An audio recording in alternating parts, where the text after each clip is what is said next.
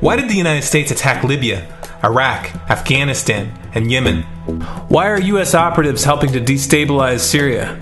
And why is the United States government so intent on taking down Iran, in spite of the fact that Iran has not attacked any country since 1798? And what's next? What are we headed for? When you look at the current trajectory that we're on, it doesn't make any sense at all if you evaluate it based on what we're taught in school. And it doesn't make any sense if you base your worldview on the propaganda that the mainstream media tries to pass off as news. But it makes perfect sense once you know the real motives of the powers that be. In order to understand those motives, we first have to take a look at history. In 1945, the Bretton Woods Agreement established the dollar as the world reserve currency, which meant that international commodities were priced in dollars. The agreement, which gave the United States a distinct financial advantage, was made under the condition that those dollars would remain redeemable for gold at a consistent rate of $35 per ounce. The United States promised not to print very much money, but this was on the honor system, because the Federal Reserve refused to allow any audits or supervision of its printing presses.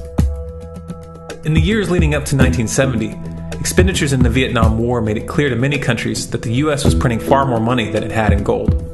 And in response, they began to ask for their gold back. This, of course, set off a rapid decline in the value of the dollar. The situation climaxed in 1971 when France attempted to withdraw its gold and Nixon refused. On August 15th, he made the following announcement. I have directed the Secretary of the Treasury to take the action necessary to defend the dollar against the speculators. I have directed Secretary Connally to suspend temporarily the convertibility of the dollar into gold or other reserve assets, except in amounts and conditions determined to be in the interest of monetary stability and in the best interest of the United States. This was obviously not a temporary suspension, as he claimed, but rather a permanent default. And for the rest of the world who had entrusted the United States with their gold, it was outright theft. In 1973, President Nixon asked King Faisal of Saudi Arabia to accept only US dollars as payment for oil and to invest any excess profits in US Treasury bonds, notes, and bills. In return, Nixon offered military protection for Saudi oil fields. The same offer was extended to each of the world's key oil-producing countries, and by 1975, every member of OPEC had agreed to only sell their oil in US dollars. The act of moving the dollar off of gold and tying it to foreign oil instantly forced every oil-importing country in the world to start maintaining a constant supply of Federal Reserve paper.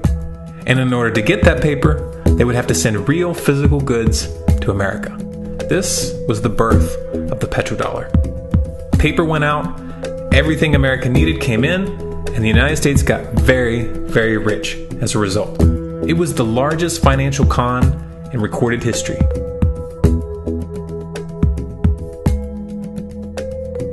The arms race of the Cold War was a game of poker. Military expenditures were the chips, and the US had an endless supply of chips. With the petrodollar under its belt, it was able to raise the stakes higher and higher, outspending every other country on the planet, until eventually US military expenditures surpassed that of all other nations in the world combined. The Soviet Union never had a chance. The collapse of the communist bloc in 1991 removed the last counterbalance to American military might. The United States was now an undisputed superpower with no rival. Many hoped that this would mark the beginning of a new era of peace and stability.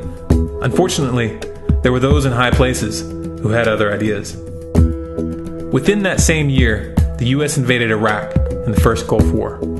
And after crushing the Iraqi military and destroying their infrastructure, including water purification plants and hospitals, crippling sanctions were imposed which prevented that infrastructure from being rebuilt. These sanctions, which were initiated by Bush Sr.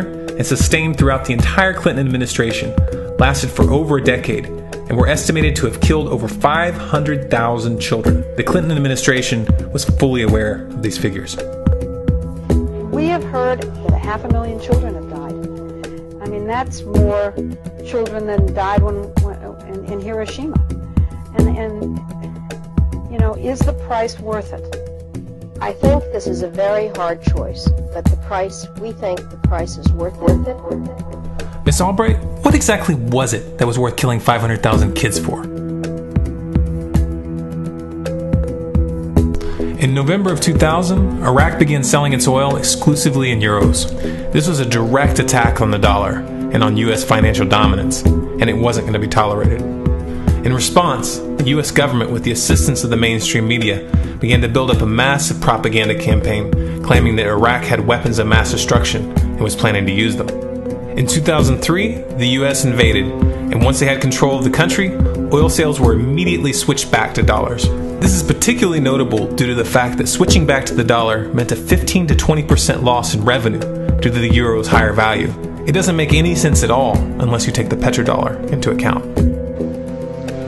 So I came back to see him a few weeks later, and by that time we were bombing in Afghanistan. I said, "Are we still going to war with Iraq?" And he said, "Oh, it's worse than that." He reached over on his desk, he picked up a piece of paper, he said, I just got this down from upstairs, meaning the Secretary of Defense's office today, and he said, "This is a memo that describes how we're going to take out 7 countries in 5 years, starting with Iraq and then Syria, Lebanon, Libya, Somalia, Sudan, and finishing off Iran. Let's take a look at the events of the past decade and see if you see a pattern. In Libya, Gaddafi was in the process of organizing a bloc of African countries to create a gold-based currency called the dinar, which they intended to use to replace the dollar in that region. US and NATO forces helped destabilize and topple the Libyan government in 2011, and after taking control of the region, US armed rebels executed Gaddafi in cold blood and immediately set up the Libyan central bank. Iran has been actively campaigning to pull oil sales off of the dollar for some time now, and it has recently secured agreements to begin trading its oil in exchange for gold. In response, the US government, with mainstream media assistance, has been attempting to build international support for military strikes on the pretext of preventing Iran from building a nuclear weapon. In the meantime, they established sanctions which US officials openly admit are aimed at causing a collapse of the Iranian economy. Syria is Iran's closest ally, and they are bound by mutual defense agreements. The country is currently in the process of being destabilized with covert assistance from NATO, and though Russia and China have warned the United States not to get involved, the White House has made statements within the past month indicating that they are considering military intervention. It should be clear that military intervention in Syria and Iran isn't being considered. It's a foregone conclusion, just as it was in Iraq and Libya. The U.S. is actively working to create the context which gives them the diplomatic cover to do what they already have planned.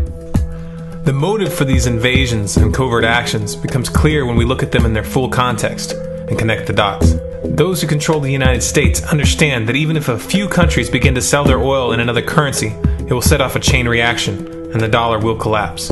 They understand that there is absolutely nothing else holding up the value of the dollar at this point, and so does the rest of the world. But rather than accepting the fact that the dollar is nearing the end of its lifespan, the powers that be have made a calculated gambit.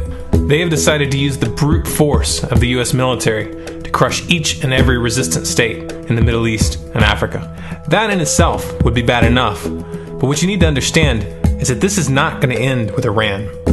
China and Russia have stated publicly and on no uncertain terms that they will not tolerate an attack on Iran or Syria.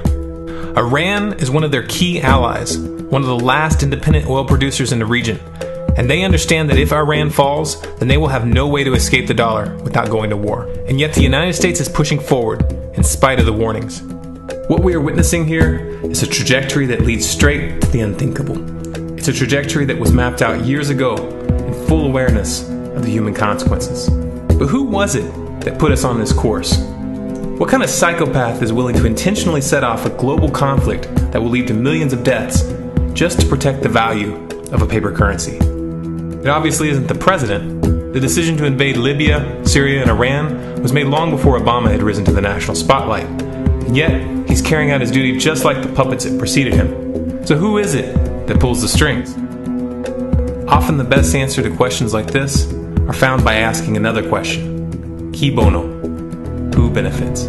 Obviously, those who have the power to print the dollar out of thin air have the most to lose if the dollar were to fall. And since 1913, that power has been held by the Federal Reserve. The Federal Reserve is a private entity owned by a conglomerate of the most powerful banks in the world. And the men who control those banks are the ones who pull the strings. To them, this is just a game. Your life and the lives of those you love are just pawns on their chessboard. And like a spoiled 4-year-old who tips the board onto the floor when they start to lose, the powers that be are willing to start World War III to keep control of the global financial system. Remember that when these wars extend and accelerate. Remember that when your son or your neighbor's son comes back home in a flag-draped coffin. Remember that when they point the finger at the new boogeyman, because the madmen who are running this show will take this as far as you allow them to. So how much time do we have left? It's a question I hear constantly, but it's the wrong question. Asking how much time we have left is a passive posture. It's the attitude of a prisoner who's waiting to be taken out to a ditch and shot in the back of the head. What are our chances? Can we change course? Also the wrong question. The odds don't matter anymore. If you understand what we're facing, then you have a moral responsibility to do everything in your power to alter the course that we're on, regardless of the odds. It's only when you stop basing your involvement on the chances of success that success actually becomes possible. To strip the ill-begotten power from the financial elites and to bring these criminal cartels to justice will require nothing less than a revolution. The government is not going to save us. The government is completely infiltrated and corrupt to the core. Looking to them for a solution at this point is utterly naive. There are 3 stages of revolution, and they are sequential. Stage 1 is already underway. Stage 1 is the ideological resistance. In this stage, we have to actively work to wake up as many people as possible about what is happening and the direction we're headed. All revolutions originate from a shift in the mindset of the population, and no other meaningful resistance is possible without it. Success in this stage of the game can be measured by the contagion of ideas. When an idea reaches critical mass, it begins to spread on its own and seeps into all levels of society. In order to achieve that contagion, we need more people in this fight. We need more people speaking out, making videos, writing articles, getting this information onto the national and international stage. And we especially need to reach the police and the military. Stage 2 is civil disobedience, also known as nonviolent resistance. In this stage, you put your money where your mouth is, or more accurately, you withhold your money and your obedience from the government, and you do everything in your power to bring the gears of the state to a halt. Practiced in mass, this method alone is often enough to bring a regime to its knees. However, if you fail at this stage, Stage 3 is inevitable. Stage 3 is direct physical resistance. Direct physical resistance is the last resort, and it should be avoided and delayed as long as possible. And it should only be invoked after all other options have been thoroughly exhausted. There are those who talk tough and claim that they will resist when the time comes. But what those people fail to realize is that if you are inactive during the first 2 stages and save your efforts for the last resistance, then you will fail. When the Nazis were moving door to door, dragging people out of their homes in Germany, that was the time to fight back physically. But due to the lack of ideological resistance and civil disobedience leading up to that moment, even an armed uprising would have likely failed at that point. An armed uprising can only succeed if the people have established an attitude of active resistance. And active resistance is only possible after their minds have broken free from the mainstream propaganda. If you want to fight back, it's now or never. You're not going to get another chance, and the stakes are far higher than they were in Nazi Germany.